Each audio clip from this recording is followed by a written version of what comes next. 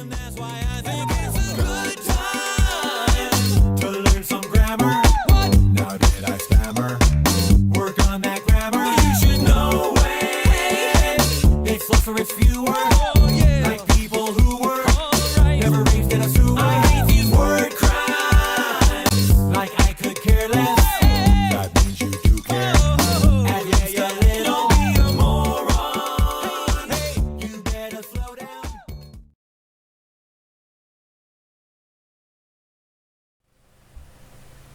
They say it's not really about the answers you know, but more about the questions you ask.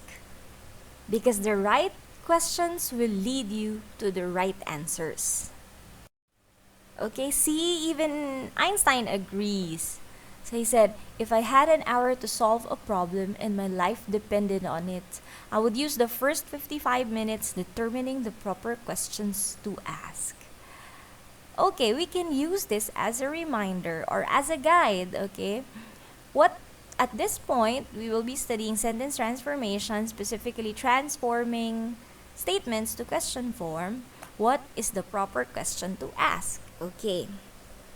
Proper question is, how, as a student, how can you do this right? Okay, and the answer is, of course, you have to know the requisites, okay, to have a clear expectations. In order to do this right, you are expected to have a very strong knowledge base of verb tenses and verb forms because you will be using them a lot. And you have to be knowledgeable about subject-verb agreement. And finally, placement of modifiers, okay? Similar skills you applied for transforming active to passive and vice versa. So if we're good with that, we can begin. Okay, first, just a test. Okay, try transforming these to yes or no questions. 3 sentences. Okay, the first one, she is lost. It will become, is she lost? Okay, number 2, he is watching the video lecture now will become, is he watching the video lecture now? And then, I want buko pie. If you transform that to question form, you will say, do I want buko pie? Okay, these 3 sentences already sum up the rules on transformation because we have 3 main rules. So notice that it is all governed again by the verb. Like in the first one, you have a linking. So when you phrase a question, notice that you also made use of the same linking verb she. In the second sentence, you have a verb phrase. What did we do? We also used the same verb phrase, but we mentioned the linking verb is, subject, he, and then followed by the verb, and then the rest of the sentence. And number 3, since the verb given is an action word, notice that we introduce the use of do. Okay? So, these are the 3 main rules. It all depends on the verb. So first,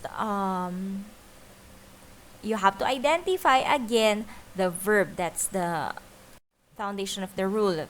Rule number 1 is if it's a be verb, that means is, and am, was, were, and you can also use this, the modal should, might, may, can. Okay, you will simply switch the positions of the subject and the verb and use the same be verb.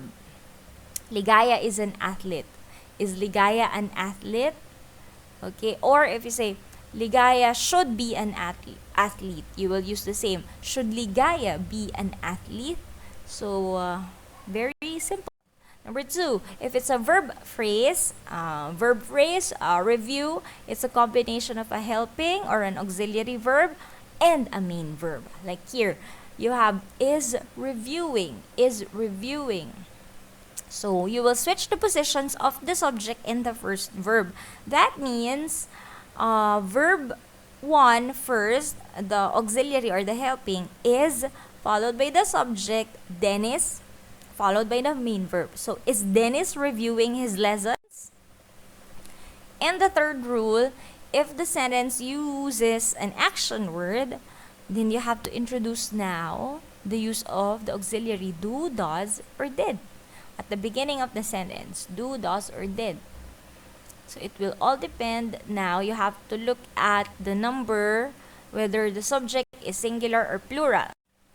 So what will we add if subject is plural and the verb is in present tense? Okay, you have to use do. In this case, the officials give benefits to drivers. So you will begin with auxiliary because officials is plural. You will use do. Do the officials give benefits to drivers?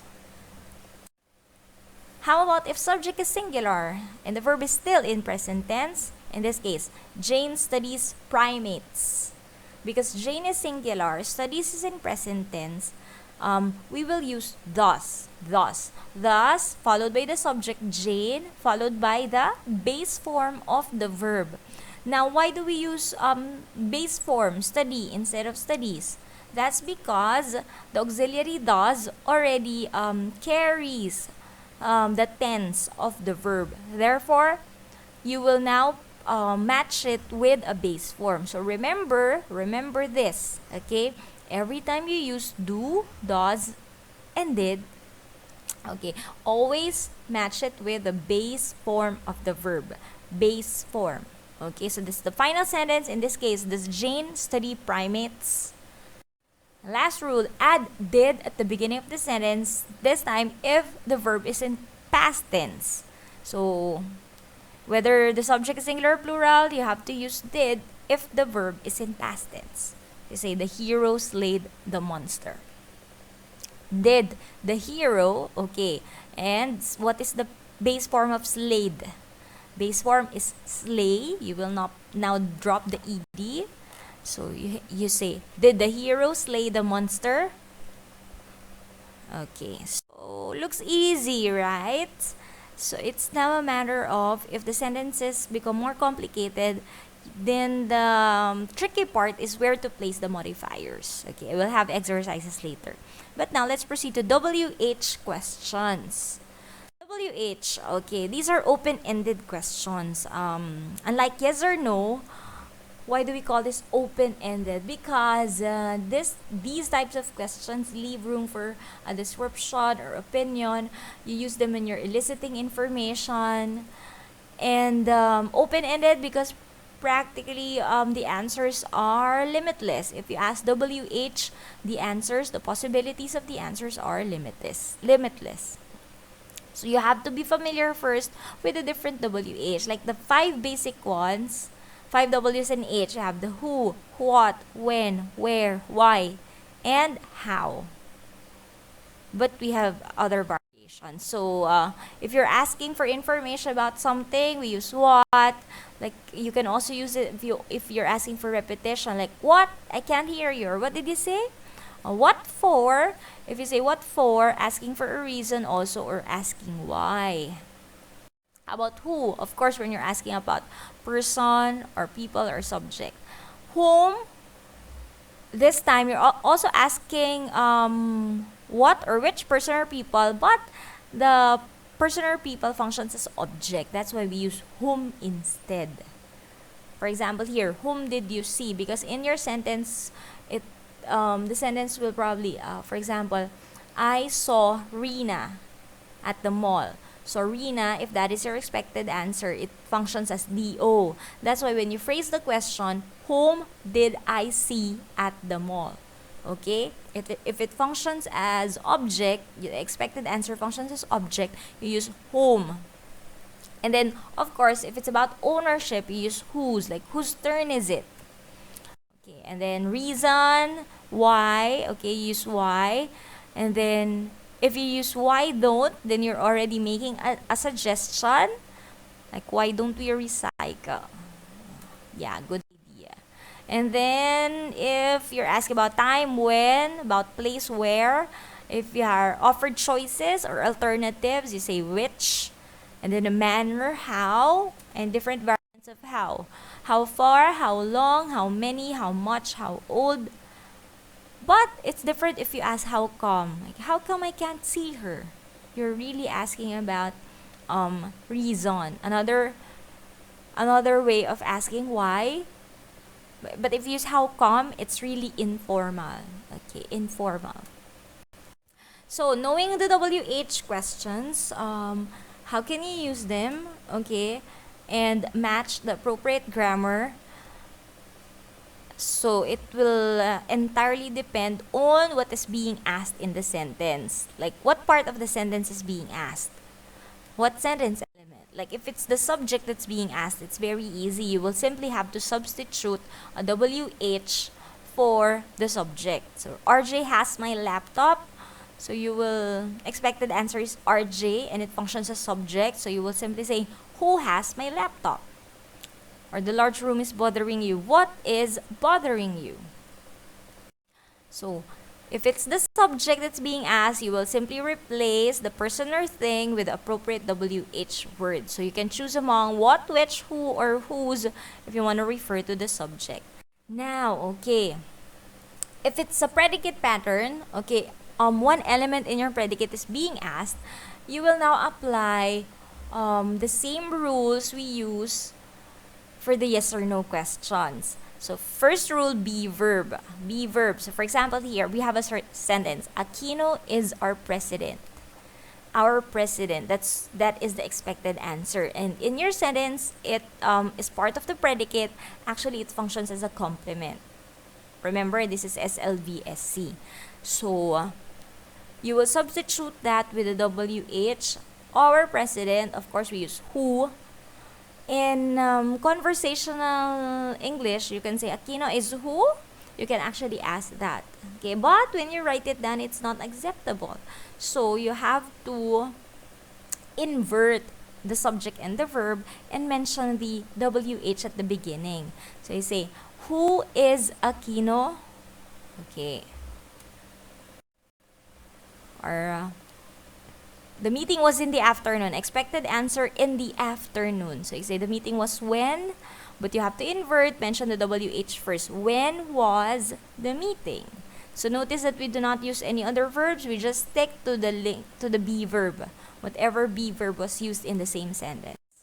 Second rule. Okay, second rule, if you have a verb phrase, right? So auxiliary plus main verb. So example, I can do it. What if the expected answer is it? So if you phrase your question, I can do what? So invert the sentence. So you say, what can I do? Okay. Second, another one. They are leaving tomorrow. Expected answer tomorrow. So when we use when. When are they leaving? So that means the verb phrase, you have to split the verb phrase, mention the WH first, followed by the auxiliary, followed by the main verb, and then the rest of the sentence. So, when are they leaving? I have eaten my lunch. If it's expected answer is my lunch, you say, what have I eaten? Okay, last sentence. If the expected answer is my homework, what should I have finished? Okay. That's what you do. Invert the subject and first auxiliary verb. It's basically the same rule we apply in yes or no. He is doing something. What is he doing? If it's yes or no, is he doing something? Okay, if it's WH, what is he doing? Okay. They have been to Robinson's. Where? Where have they been? Okay. And finally, third rule, if the sentence uses an action word, it's now time to use do, does, or did. Okay, subject is plural, verb is present. So you say the freshman review math 17.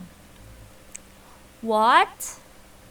Review is an action word, so we introduce do. What do the freshmen review? Okay, what do the freshmen review? Okay, and things change if it's in past tense. For example, John went outside. Expected answer outside. Went is in past tense. Therefore, okay, past tense, you use did. Did, automatically use did. Where did John?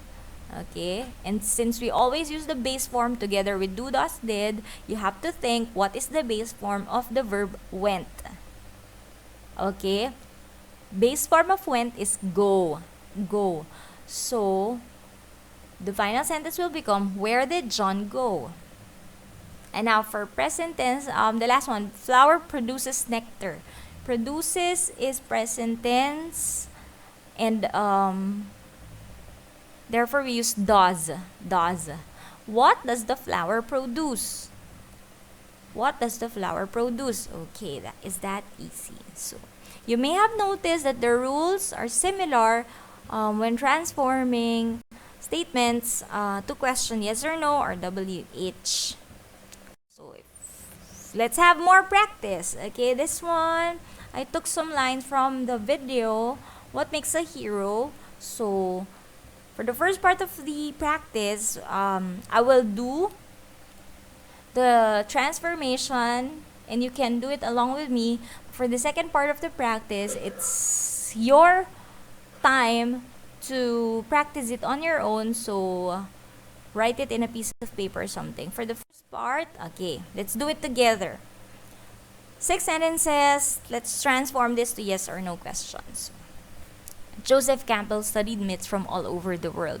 So again, verb. Focus on the verb. What is the verb? Studied, past tense. Okay, so if it's an action word, I will use rule number 3. Rule number 3 says you have to use do, does, or did. And since it's in past tense, I will use did. Did Joseph Campbell. Okay, what will become of our main verb now? It will become base form. What is the base form of studied? Study. Okay, good.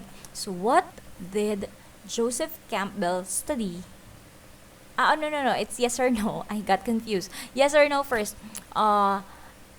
Did Joseph Campbell study myths from all over the world?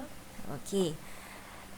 Sentence number 2. He published a book. Did he publish a book called The Hero with 1,000 Faces? Okay. Sentence number 3. Retells. Rule number 3. Present tense. So we use does. Does the book retell dozens of stories and explain how each represents the monomyth or the hero's journey? Okay, notice what I did with the verbs. I changed retells and explains to their base form because the two verbs pertain to the book, which is our subject. But I didn't do anything to the word represents. Why? Because represents, it has another subject, which is each. So, do not change it. What you will change are the verbs pertaining to the subject. Okay? So, does the book retell dozens of stories and explain how each represents the monomyth or hero's journey? Okay, number 4. The journey begins and ends. Again, you have begins, ends, both pertaining to the subject, the journey. So, present tense, we use does. Does the journey begin and end in a hero's ordinary world? Okay, number 5. Does the quest pass through an unfamiliar special world? Okay, number 6. Along the way, there are some key events. Are linking verbs. So, use rule number 1. Are there some key events along the way? Okay, that's where you put the modifier. Simple rule. Place it near that thing it should modify. Okay, and for the WH questions, let's practice these. I underline the expected responses. So, for example, number 1. Okay, the hero receives a mysterious message. So, what WH question is appropriate for this? What? Okay, the hero receives what? Okay, but let's make it more formal. You say, what does the hero receive? I use does because receives present tense singular. Number 8, the hero needs some help, probably from someone older, wiser. From, and then object, from whom? From whom does the hero need some help? Okay. Number 9, the hero crosses who. Since this is the plainly subject, you will just substitute a WH. Who crosses the threshold from his normal safe home and enters the special world and adventure. Notice you will not change any verb. You will not change because you did not use do, does, or did, right? You simply used who. Who crosses? Okay. Number 10, being a hero is hard work. Linking verbs. So rule number 1 is being, I don't know, WH. What is it like being a hero? What is it like being a hero? Okay? Because you're describing, or it's a compliment for your subject. So if we just plainly use what, being a hero is what, it sounds incomplete. Like, what is being a hero? It sounds incomplete. So what is it like being a hero? Sometimes you can introduce phrases like that to suit your meaning. Okay, so I hope that's clear. Now it's your time to do it. Grab a pen and a piece of paper. I want you to transform this to yes or no first. So 11 to 15, transform it to yes or no. And then, using the same set of sentences, transform them to WH questions. And these are the expected responses. And then I will try to compare your answers with mine, but first pause the video, and you can only resume once you're done with your answers. Okay, finished. These are the answers. Yeah, okay. How did you do? I hope you answered everything correctly. If not, then you have to read the material again, or maybe watch the video again. Okay, so these are the references I used.